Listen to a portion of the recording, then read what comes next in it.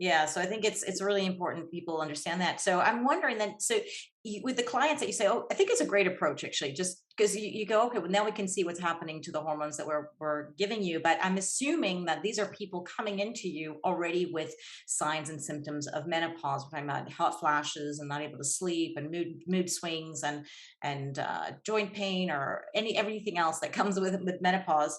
So what would you say to someone who's like me, who everything's fine, I just want to prevent, and I've got a history of breast cancer with my mother died of breast cancer, so that's why I went down this Dutch pathway. I was like, Yeah. okay, let's see, because I don't want to be messing around with hormones, and I gotta get it right. So but at the same time, so my doctor put me on the Dutch test before to see, because part of me was like, well, what if I'm not really entering menopause yet? What if my hormones are fine? So Right. how would you approach someone like that, where everything apparently feels fine, but I'm 51, so you're like, you Right. got to be losing something. Right.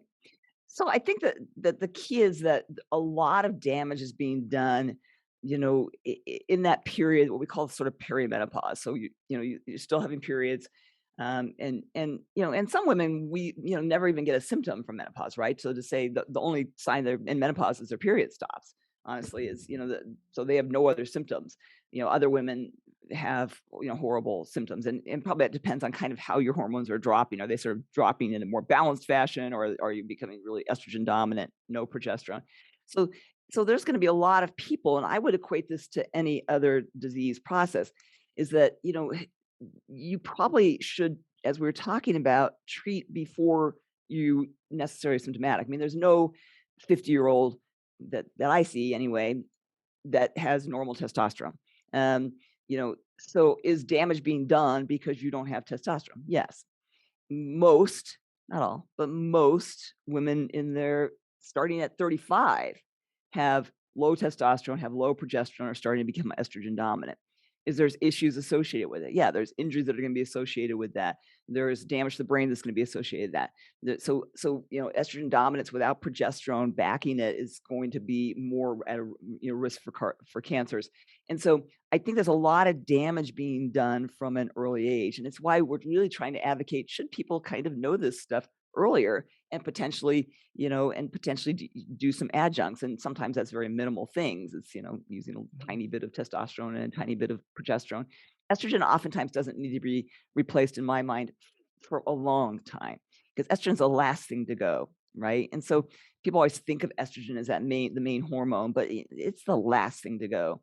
So Mhm. honestly, what happens is you get into estrogen dominant state, you know, much, much earlier. So so now you have all this estrogen stimulation going on, which is why, you have more fat cells and your breasts get bigger, and then, women have bigger bellies. It's because they're in this estrogen dominant state. I always tell people to think about like those fertility statues, right? Big old huge bellies and big old huge breasts. That's that estrogen dominant sort of state. So Yeah. so I think that, like all diseases, the key is that starting earlier is probably, or being aware of things earlier is probably better. And androgens, androgens start dropping very young. I mean, you will see very high androgens in sometimes 20-year-old women, except now they're all on birth control pills, what suppresses that. But but after that, and how important are androgens, testosterone and DHEA for women? So remember, our androgens, our testosterone comes from our adrenal glands. We don't have testicles, so most of it comes from our adrenal glands. Our adrenal glands make DHEA, which you guys are probably pretty aware of, and then that converts into testosterone. That's where most of our testosterone comes from. So what happens if I'm stressed? What do my adrenal glands do? They stop producing much DHEA. They produce tons of cortisol. If I have no DHEA, I have no testosterone. So now I'm in this really cortisol, no testosterone. What's happening? I'm getting in a breakdown state.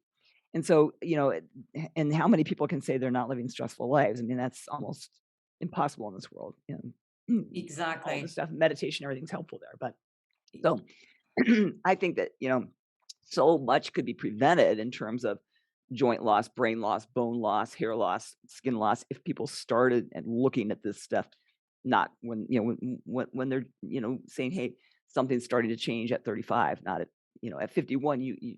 There's no way Yeah. your hormones, maybe you don't need to be treated, but maybe a little bit helps.